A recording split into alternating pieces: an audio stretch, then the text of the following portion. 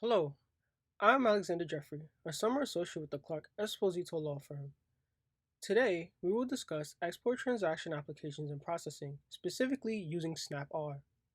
In this discussion, we will go through the background with BIS, SNAPR processes, and the relevant general prohibitions. The Bureau of Industry and Security, BIS, under the U.S. Department of Commerce regulates the export transactions using the Export Administration Regulations, EAR. The EAR is codified at Federal Regulation Title 15, Commerce and Foreign Trade. BIS restricts exporters from making certain transactions and monitors all transactions that are regulated by the EAR. To facilitate various applications and requests, they have created the Simplified Network Application Process Redesign, also known as SNAP-R. When exporting items that fall under the jurisdiction of the EAR, an exporter needs a license whenever they wish to perform a transaction that is either highly regulated or generally prohibited by the EAR.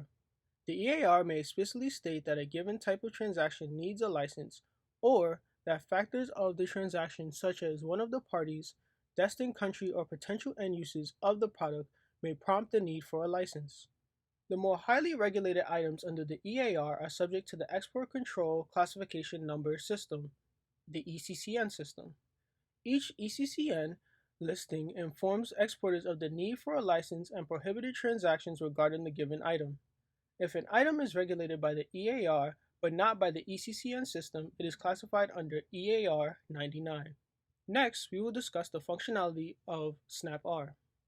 SNAP-R offers a centralized location to issue most inquiries to BIS.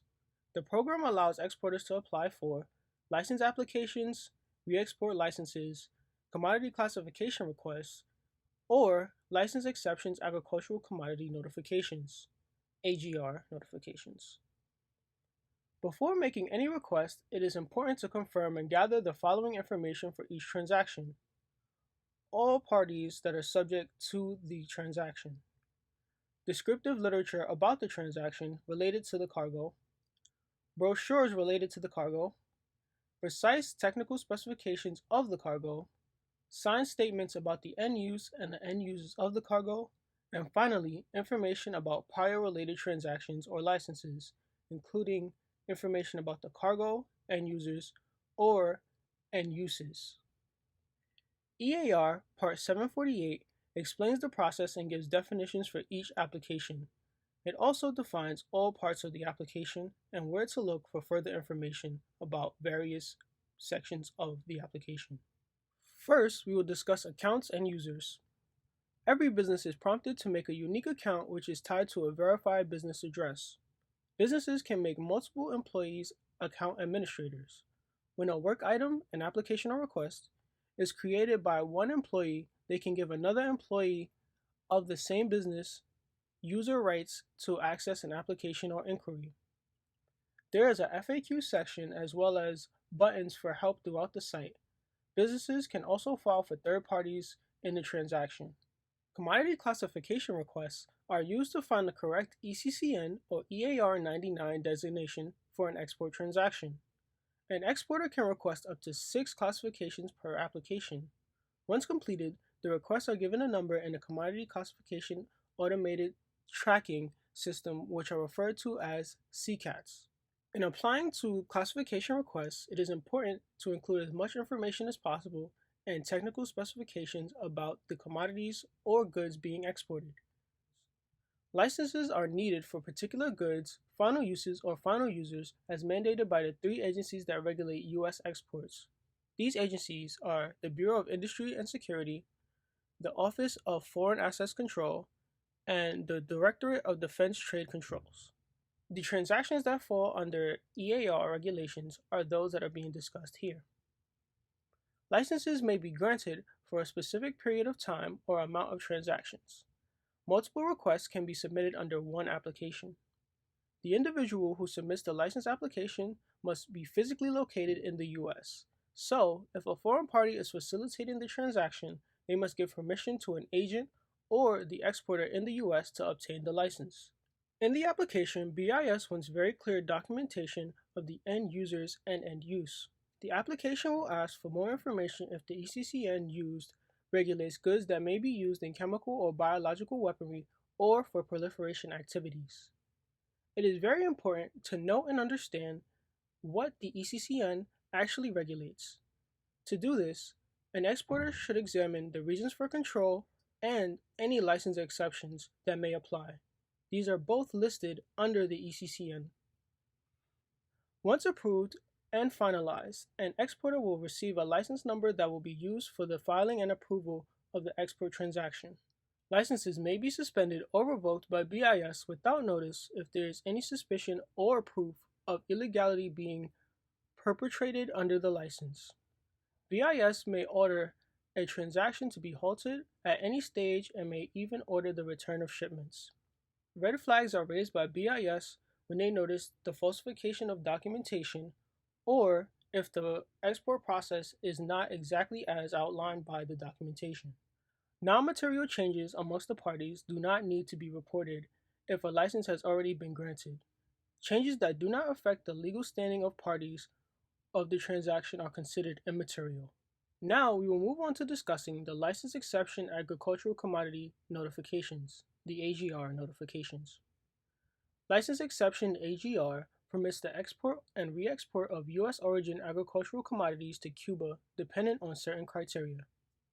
That criteria includes that the commodity meets the agricultural definition of the EAR, the commodity is EAR 99 classified, the export or re-export is made pursuant to a written contract, the export or re-export is made within 12 months of the contract, and notification to BIS prior to exporting or re-exporting according to the EAR procedures.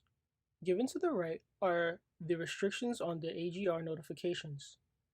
Next, we will generally discuss the processing time for SNAPR applications. For classification requests, the average processing time is 14 days. For license applications, the average processing time is 19 days. When a referral is needed, the referral will be made within 10 days, and the agency that the referral is being placed to has 30 days to respond. This is often seen in license applications. For referrals, certain transactions may prompt guidance from other agencies, such as review by the Office of Foreign Assets and Control, OFAC, for a license to conduct a transaction with a blocked entity. License applications may lead to disputes, which would then prompt BIS to submit the application into a tiered review system. For license application disputes, there is a tiered process which the application will pass through, starting at the operating committee, then moving to the Advisory Committee on Export Policy, then to the Export Administration Review Board, and finally, if needed, to the President. Finally, we get to application results. Once an application is accepted by SNAPR, BIS can respond with one of 5 results. Approval with conditions, in which BIS may limit the scope of the application or the timing. And hold without action, meaning that a piece of the application is missing or BIS is waiting for a specific event to take place before approving. A return without action, meaning that the application is missing some very vital part and needs to be reassessed by the exporter. And lastly, denial. Every completed application is given an application number, an ACN, which can be used to check the status of the application in the System for Tracking Export License Applications, STELA. To the right is the denial of license applications process for an example of how a denial will look when it is received by an exporter. Each completed application for either a license or classification is assigned an application control number, the ACN. Furthermore, licenses will be assigned a license number and classifications will have a Commodity Classification Automatic Tracking System, CCATS number.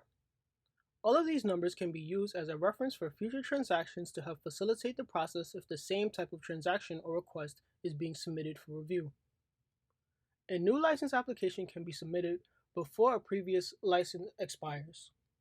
It is recommended that this is done 6 months before the expiration of the current license. Next, we move on to the relevant general prohibitions. First is General Prohibition 8. In-transit shipments and items to be unladen from vessels or aircraft in transit.